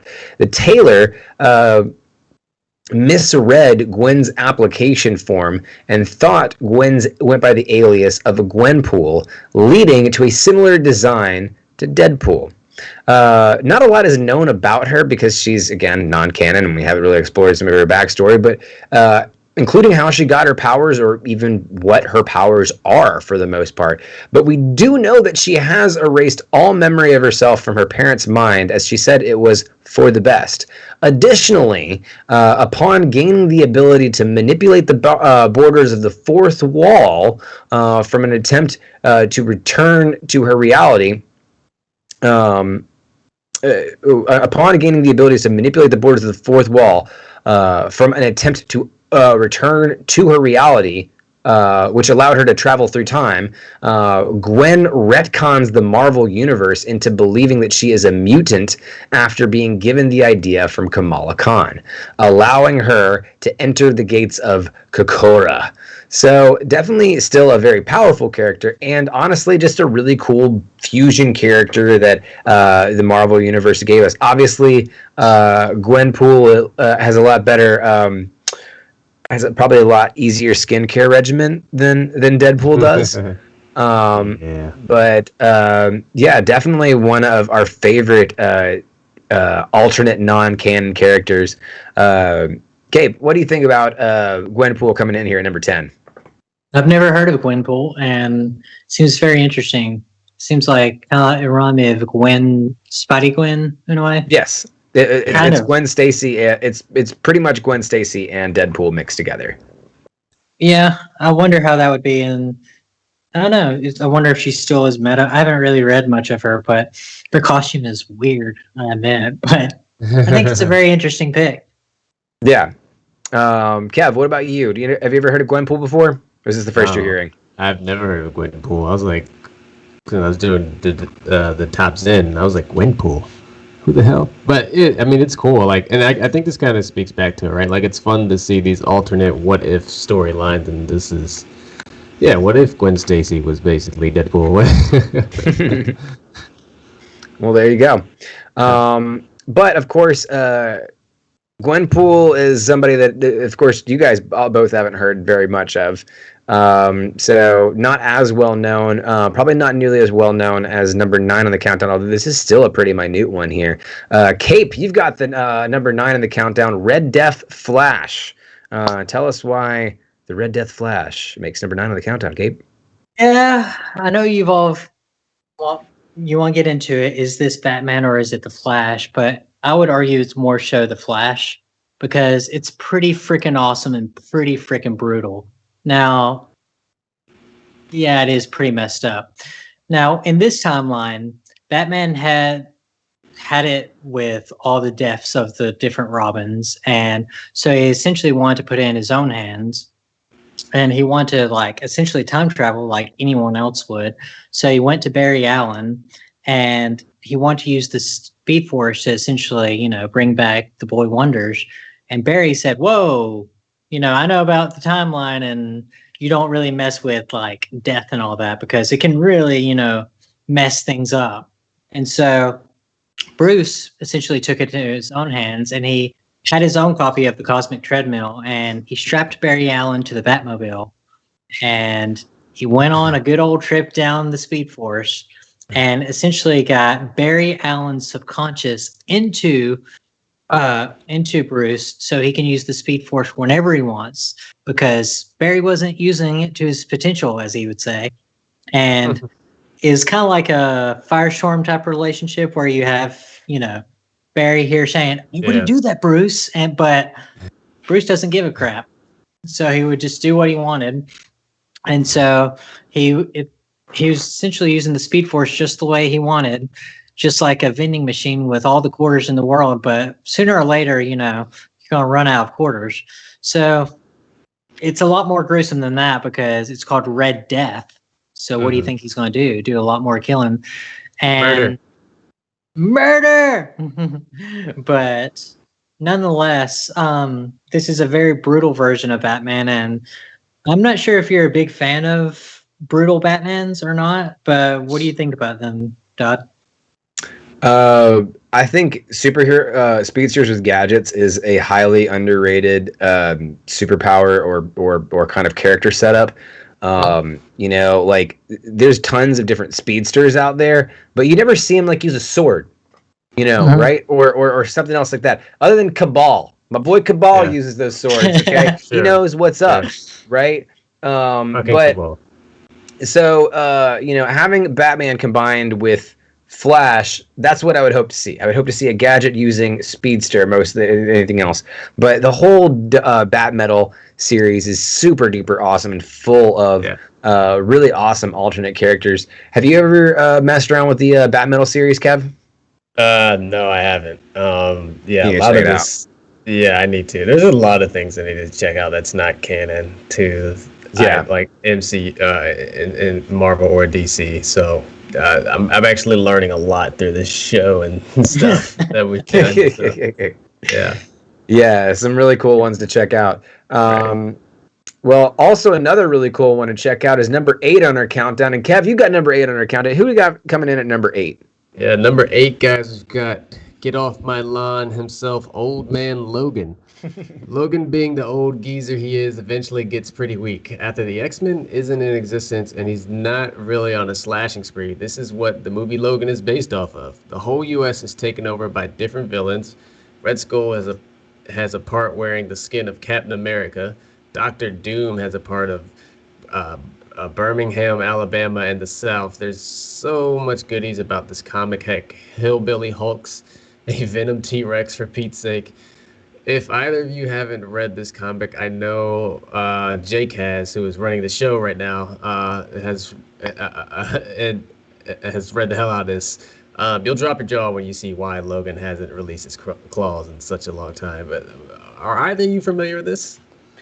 Yeah, mostly from hearing Jake rant about it for years and years and years, but also because it's a lot of the basis for what the movie Logan was based off of, and which is one of the greatest superhero movies of all time, if you ask me. Personally, have you gotten a chance to check out Old Man Logan, Cape? Yeah, definitely. Me and Jake read it while we were in college, and once you figure out why he hasn't released his claws, I mean, it's crazy, and it is very bonkers, as Jake says. I mean, it's just like Venom T-Rex. How could you say no to that? Right. And Dr. Doom having so is it a Alabama symbiote that's taken over a T-Rex? Yes. Is that what? How? Where? Okay, never mind. I guess that happens when you get old, Kev. You run into Venom-powered T-Rexes. It's dinosaurs come back. Circle of life, Kev. And Red Skull having the skin of Captain America as his what he wears. It comes from Icelandic, where they thought if you skinned your enemies, then you get their strength. And it's just I'm just very surprised that you haven't got into it, Doug. I mean, it's insane. Yeah, it's a good one. It's definitely one I hopefully will be able to release my claws into sometime soon. See what I did there? All right. Well, that'll wrap it up for number 8 in the countdown. But he's got nothing on number 7 in the countdown, and I'm going to have that one, which is The Batman Who Laughs. Yes. The Batman Who Laughs first appeared in the comic Dark Days: The Castling. In the alternate reality of Earth 22, Batman takes the role of the villain within Gotham instead of the hero, who does not have a rule against killing, for one. This evil counterpart of Bruce Wayne within the Dark Multiverse is depicted as a hybrid of both Batman and Batman's arch nemesis, Joker. He leads a twisted version of the Justice League, which he calls the Dark Knights, whose goal is to plunge the whole multiverse into complete and utter darkness. Now, he's Tim Burton's fucking wet dream, for starters, right? And looks like the Batman Who Laughs definitely looks like he rolls with the same crew that Pinhead does. I don't know what their names are. And the Necroverse things where you'd go in the Necronomicon and they have the guy that has the anything. Yeah, he looks like Hellraiser. Yeah, that's what I'm talking about. He looks like he could be hanging out with Hellraiser's crew for sure. Yeah. He's got this big, black meets spandex kind of look, and honestly, he really just, capitalizes on everything that makes the Batman universe. He's kind of the peanut butter and jelly sandwich of what's good in the Batman universe, all put together in one bite. And so, with any story that he's involved in, that it's just going to go on some crazy fucking narrative. So, Cape, I know you're excited to see this one make the countdown. Right? Yeah, definitely. I mean, as you said, peanut butter jelly sandwich of Batman and Joker, because he has the craziness of Joker, but the logical of Bruce. And I remember in the comic, he called the Bat family to the Batcave and said, "Hey, I think I got infected by the Joker. I think this is bad." And they're like, "Oh, what should we do about it?" He's like, "I just gathered you all here to kill you." And he just killed them all, and just like it was nothing. And he knew exactly how to manipulate each and every one of them. And he even made his own brand of kryptonite to destroy Superman. He made him go crazy and kill his whole family, and then made Superman kill himself. I think is that red kryptonite? Red kryptonite will do that. No, he made his own black kryptonite. Oh wow, very interesting. That's a crazy thing, because before I looked into this, I thought when I first heard about it, I thought it was the Joker just basically becoming Batman, but it's even more sadistic when you realize it's Batman becoming the Joker. Right, that's Batman underneath that BDSM spandex, right. Well, he snapped his neck and got some kind of toxin in him and all that. And but a distinctly different BDSM spandex than the one he was wearing when he was just Batman. Right. Yeah. Right. Distinctly different. Right. Look, you don't go through wearing a little latex bat suit with basically a gimp mask on the front of it and not tell me that ain't from some BDSM shop. Just telling you. Just saying. Right. I'm sure Lucius Fox knew what he was making. All right. I think you might have. That one makes so much sense now. Well, the Batman Who Laughs is definitely one of our top favorite non-canonical characters, but he's got nothing on number 6 in the countdown. Gabe, who we got coming in at number 6? Number 6, we have the Scarlet Spider. Now, starting off as a nameless clone, Ben Reilly was featured in the Clone Saga, and now many people would say, why isn't Miles Morales or something like that? But Ben Reilly is actually a clone of Peter Parker. So imagine this. You think you are a person, you have your own memories, you have your own powers as who you think you are, but in fact, you're the clone. So essentially what happened was Peter was like, "Hey, I'm the OG Spider-Man, and you need to stop that because I'm the original Spider-Man." So Ben Reilly had the memories of Gwen Stacy dying, of, Mary Jane and stuff like that. But they're none of those memories. It's kind of a Total Recall in a way. Is that a good way of putting it, you guys think? Where he thinks he has the memories? Yeah, he thinks he has the memories of all of it, but in fact, he doesn't. And so Yeah, I mean, Littlest Nelly says they should have named his clone Richard Driver, so it could be Dick Driver with Peter Parker and Dick Oh my Driver. God. You know, well, my middle name is I think it's Parker. pretty clever. That's I like it, actually though. brilliant. I like Yeah. Yeah. That is But brilliant. essentially, he That's a good became one, the though. Scarlet Spider. He has his hoodie on, and he is Peter Parker, but he's not Peter Parker. You know, it's kind of like, it's very like, hold my beer type thing to explain. Yeah. Thank you for the bits. Yeah. Oh, yeah. Thank you for the bits, Nell. I appreciate that. Yeah. Moving right along in the countdown, we've got number 5 in the countdown, and that's going to you, Kev. Kev, who's coming in at number 5 here on the countdown? Yeah. Number 5 is Omega Shenron. It's about time we get some anime non-canon characters on here. Sin Shenron is the 7th and the last of the evil shadow dragons to appear and the last villain to appear in Dragon Ball Grand Tour. Sin Shenron was born from the wish made by Mr. Popo, damn it, Mr. Popo, to revive everyone in Namek that was killed at the hands of Frieza and his soldiers because of the tremendous negative energy and selfishness of this wish. He is the most selfish, uncaring, and most evil-hearted of all the shadow dragons. He does not feel any compassion for life, as he'll even destroy his own family or shadow dragons if it means accomplishing a selfish goal. Since Shenron transforms into Omega Shenron after absorbing all 7 of the Dragon Balls into his body. Yeah, you guys familiar with the OP-ness of Omega Shenron? No, but anyone that can absorb 7 Dragon Balls into their body is going to be somebody who's like definitely a challenge. Definitely a force to be reckoned with. Yeah, he's basically the Dragon Ball's evil incarnate. Like, that's right. The best way to describe him. He's the Dragon Ball man. The physical embodiment of Dragon Ball. He's got him on his chest there. Those 7 little balls. That's him. Yeah. Mm-hmm. Okay, you got any feelings on Omega Shenron here? I kind of jumped ship on Dragon Ball around. Toonami kept on revamping it, and that looks like it kind of looks like Doomsday in a way. Right. This looks like if you crossed Mewtwo and Doomsday together. That's a perfect way of doing it. Yeah. Yeah. But don't want to reckon with him. That's where they got Mewtwo and Doomsday from. Right.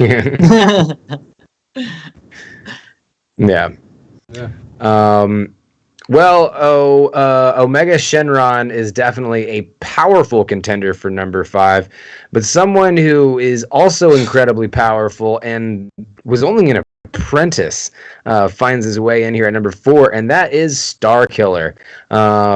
Also from finding his way into the Star Wars universe via the video game realm, the next character on the list is Glenn Merrick, a.k.a. the codename Starkiller. An orphaned prodigy of 2 Jedi Knights, Starkiller was targeted based on his raw strength in the Force and taken in as a baby and raised by the Dark Lord. Vader proceeded to raise him to embrace the dark side. His upbringing led to the desire to be one with the Order of the Sith Lords, believing it was his destiny to help Vader overthrow Sidious and usurp the throne as the Galactic Empire. In many ways, Starkiller is the inverse of Luke Skywalker, mirroring his abilities, motivations, and even his name, Skywalker, Starkiller, you know? A lot of similarities there. And Samuel Whitmer, who brought the character to life, described him as 2 parts Han Solo, 1 part Darth Maul, 1 part Indiana Jones, and 1 essential part Luke Skywalker. What do you guys think about Starkiller coming in here at number 4, Kev? I mean, I think considering he could have moved up maybe a couple, but I think he doesn't have. I don't think he has enough, right? He just has the 2 games. There's no real. I don't think that. Forced Unleashed and Unleashed 2, and I played Unleashed 2. Yeah. There weren't any books about him, and even in like the games themselves, there was even like a sort of preface about they exaggerated the powers of the Force for the sort of art of this game because he's literally pulling Star Destroyers out of the sky. Right, Like that. right. There's nobody Forrest Whitaker doing that in any adaptation except this. So I mean, I get why he's not canon. yeah, but I would like to see, a Jedi Apprentice on that level. But he's the kind of Jedi Apprentice that if he was in any story, he'd have to be a central focal point because of his power. Right. Well, Well, and that's the other thing too. As strong as he was, Yeah. Darth Vader was still stronger. So that. Yep, that's true. Cape, you got feelings on Star Killer coming in number 4? I like the dual wielding. That's pretty awesome. But also, I just love the story because it seems very like one of those characters that a fan would write. Yeah. And I could see it eventually becoming It canon. felt that way playing it. It did. Yeah. Yeah. You realize that Anakin, you think of Anakin Skywalker and you see him never having any apprentices in the series, but we know that he had at least two to three on, both sides of the Force. So it was, as Gonzo said, it was a fan service, and it was as a fan service, it was fantastic in my opinion. It was. But evidently not as fantastic as number 3 in the countdown. If you don't have Frieza in Dragon Ball Z, you might as well try Cooler. Yeah, cool your jets, Dad. That's a Cooler refrigerator first joke. Cooler first appeared in 1991 movie Dragon Ball Z: Cooler's Revenge, which was set after the Frieza saga. At the time, the strongest opponent Goku and the Z Warriors had ever faced was Frieza. But this movie unveiled that Frieza's older brother was an even stronger force to be reckoned with than him. At the hearing of Frieza's death, Cooler travels to Earth and battles Goku in an effort to reclaim his family's stolen honor. As part of Cooler's vast abilities, he's able to create meta-coolers and mass-produce cyborgs, which have the ability to constantly repair and improve upon themselves. Though Cooler pushes Goku to his limits, Goku goes Super Saiyan and manages to defeat Cooler. Groundhog Day again for the Cold family there. Guys. Yeah, for real. Do you think Cooler should be canon? I like the fact to have sibling revenge, right? Like. Yeah, I think that what they really the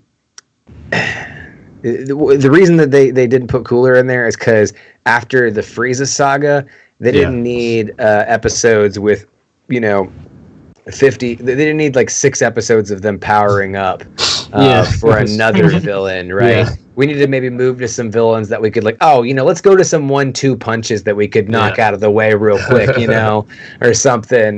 We don't need to go back through all that. So that's why I think they didn't bring Cooler in. And just and even jokes aside, like just dealing with Frieza in general and how long that saga was, like, come on. Move on, That's fair. And there's a lot more in the DBZ, and I think that's why there were so many. I mean, the Boo saga, they made Brawley canon. Like Cooler, right. Cooler's cool, but I think I do like the idea of Cooler though, especially knowing what happens with Frieza and the legendariness of that fight. I mean, Goku versus Frieza is probably one of the if we ever do a top 10 greatest fights in anime, like that's probably one of them, so write that down, by the way. That's a great idea. Yeah, I was just thinking that. I was just saying, write that down. Yeah, that's a great idea. Anyways, thoughts, Cape, on Cooler? Nah, not very much, but it is very interesting, just like there's even alternate characters in Dragon Ball, Right? Yeah, absolutely. I mean, I keep on thinking of. There's actually plenty. Well, it's hard to top number 2 in the countdown as far as it goes when it comes to alternate characters. This is a big one. Cape, why don't you tell us who comes in at number 2? Now, number 2 is Red Sun Superman.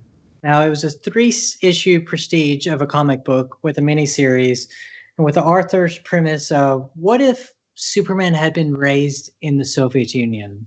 Now, the story kind of combines the likeness of DC superheroes with the alternate reality of a real political figures as Joseph Stalin and John F. Kennedy. And in this, Red Sun Superman's rocket ship actually lands in Ukrainian collective farm rather than in Kansas. And you can say we're no longer in Kansas anymore. So instead of saying, I know you "True wouldn't miss the justice," opportunity. I know I did. You know, when you said, You instead always of saying can't escape. truth, truth, justice in the American way, this Superman's more described as the champion of the common worker who fights with never-ending barrier. worker who fights for a never-ending battle for Stalin socialism and the internal expansion of the Warsaw Pact. Thank you, Conrad. You're welcome, comrades. But still, I mean, this does not exactly roll off the tongue as true justice the American way. But many people hate Superman. But this version of Superman is kind of fun because, you know, he's not exactly, you know, mild-mannered Clark Kent, but he's more so like his identity is, you know, He is communist Superman and he pisses off Republican Superman. And that's what I like about is the Red Sun Superman. It's Red Sun, and then they also play off the Red Sun fact because that's one of his weaknesses. But it's not exactly like Scarlet Spider, where he's, you know, a clone of Spider-Man. In this universe, it's completely off the beaten path. Right. So, Conrad Kev, what do you think about? Do you know anything about Red Sun Superman? Or I mean, his emblem is a sickle and a hammer. You know.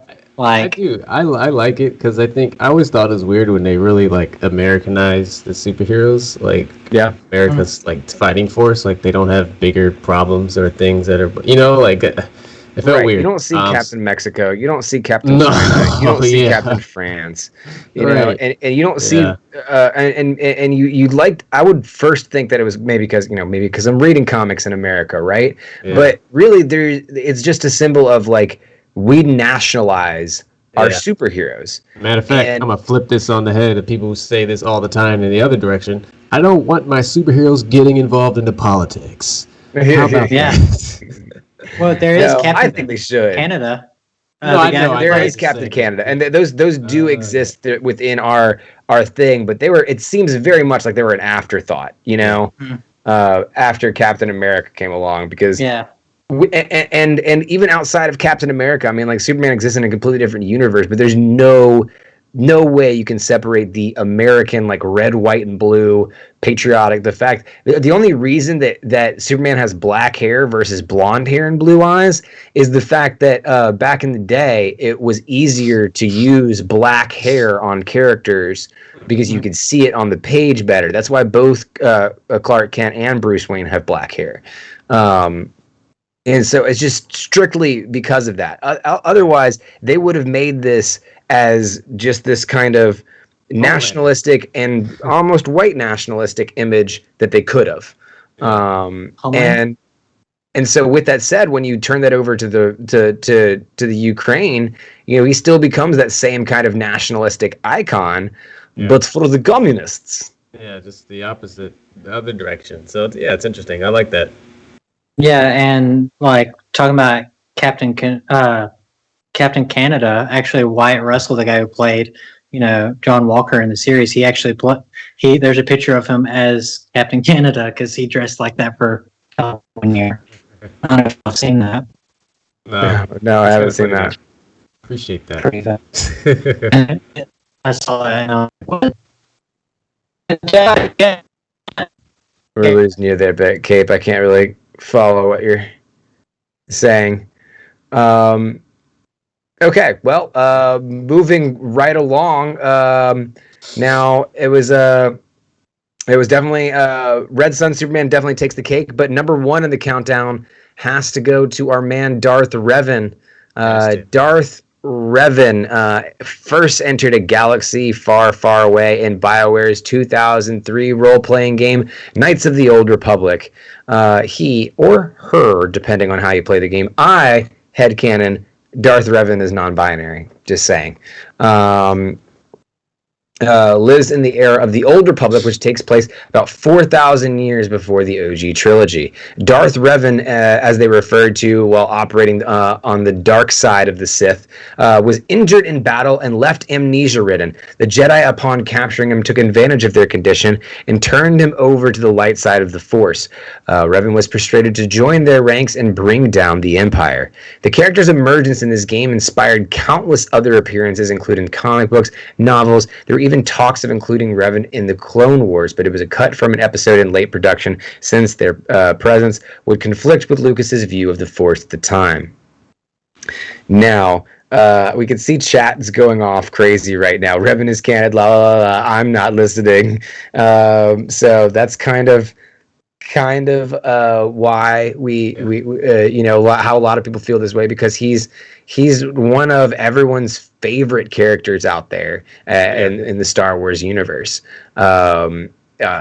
Cape, how do you feel about Revan making number one in this countdown? It's a new one to me, and I had to look him up, and it's a very interesting pick. Yeah, we've been doing. Really like it. Yeah, Revan's been trending lately. We actually did a TikTok recently where we went through and broke down who Revan was on our page, because many people out there on Twitter were basically saying, the new Star Wars fans, they jumped on because of Mandalorian, and oh my gosh, Baby Yoda, what's a Revan? And they kind of used Revan as the point that separates you from the real Star Wars fans. And so we use that as an opportunity to make people real Star Wars fans and introduce them about Revan. So Revan's really been popular in the conversations lately, especially with the Knights of the Old Republic remake being rumored to be announced. Kev, I know you're excited to see Revan making number one in the countdown. Why do you think Revan deserves this spot? I think just because of his lore, how powerful he is, and what he means to within that universe of the Star Wars universe, right? The KOTOR universe. I think there's a lot of characters out of there that should be made canon, but him in particular, I think toxic divisiveness or toxic fans nonsense aside, I think he is for sure somebody that, maybe people would know more about him if he was canon. It's not their fault, right? This kind of goes back to my argument. I mean, that should never, like Jake was mentioning, or Gonzo was mentioning earlier, the canon policing shouldn't be a thing in general, but, could help mitigate that a little bit. Yeah, for real. Yeah.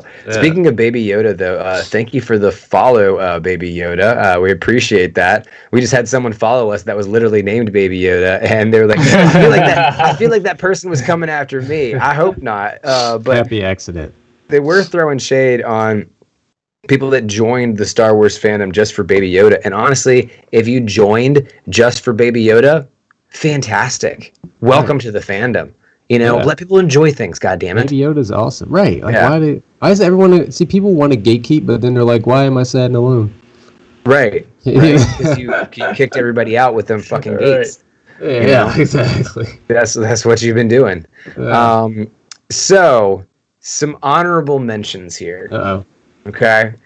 Yeah. There's some crazy ones on this list. Okay. Lobo the Duck.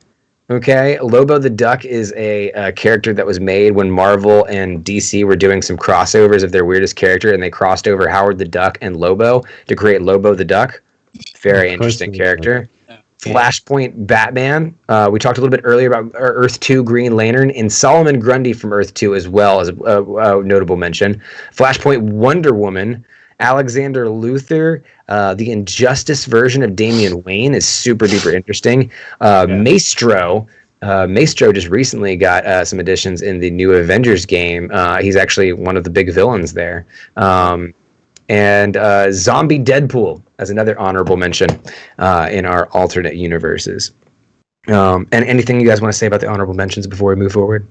No, I think that's good. There's some good honorable mentions on there. Yeah, I'm always try to open think to of some new more characters. Yeah, I'm always open to new characters because there's always some people have that just let us know them. Oh man, you know who we forgot, guys? That should be Bowsette. That was a big one. I remember that. Oh my gosh, that was crazy. Yeah, that was one that definitely deserves an honorable mention. Yeah, Bowsette for sure. Bowsette, Boozette today. Chompette, that was a thing too. The Boozettes were the ones that really got me because they have the tongue out and everything, and that just. All right. Anyways, I don't believe you. On that note, that will wrap it up for this episode of Geek Life. We hope you guys have enjoyed everything today. And remember that if you want more Geek Life, you can always follow any of us on Twitter or Twitch. You can find me at Rusebane, WRUSE_BANE. Cape, where can they find you? They can find me at Caperdoodle at Twitch or Twitter or Doodle Dandy at TikTok. All right, and Totally Awesome, where can they find you? They can find me at Totally Awesome at TikTok or on Twitch or Twitter. How do we do that so fast? There we go. I don't think anybody caught it. tried. It's down there. It's there. Right, yeah. It's on one side. Yeah. Somewhere. Yeah, of course it went to the other side. Yeah, of course. I always make fun of y'all for it now. Right. It's hard. If you want even more stuff, you can find a link tree down in the bio below. Also, check out our Discord. There's a big button down there that says Join the Nerd Horde. Join the Nerd Horde today. There's a lot of cool stuff there. Thank you so much, Baby Yoda, for the follow. Thank you, Littlest Nelly, for the cheers.